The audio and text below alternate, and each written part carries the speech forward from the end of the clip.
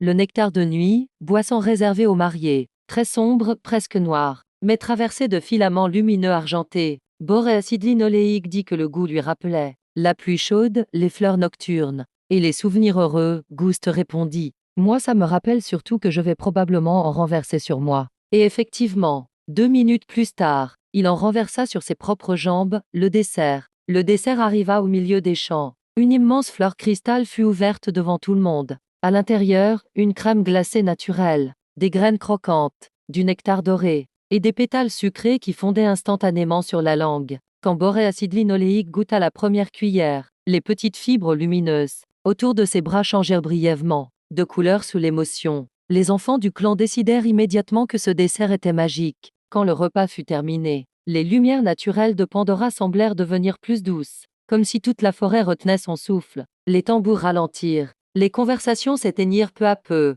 Alors commencèrent les chants du mariage de Gouste et Boréacide linoléique. Le premier chant l'appel à Ewa. Les anciennes du clan s'avancèrent autour de l'arbre des âmes. Leurs voix commencèrent très bas, presque un murmure, un son long, profond, vibrant. On aurait dit que la forêt chantait avec elles. Le chant n'avait pas vraiment de rythme humain. Les notes montaient lentement, puis descendaient comme une respiration, accompagnées du bruissement des feuilles et du cri lointain des créatures nocturnes. Chaque phrase se terminait par le nom d'Ewa soufflé à plusieurs voix: Ewa, Xaelou, Ewa. Et autour d'eux, les petites graines lumineuses flottèrent dans l'air, comme attirées par la musique. Le chant des chasseurs. Puis les guerriers du clan frappèrent leurs lances contre le sol. Boum, boum, boum. Le rythme était puissant, presque sauvage. Les hommes entonnèrent un chant grave racontant les premières chasses de Gouste, ses victoires, ses erreurs aussi, et la nuit où Boréacide linoléique l'avait sauvé après une chute dans les montagnes flottantes. À ce moment-là, tout le clan se tourna vers Gouste.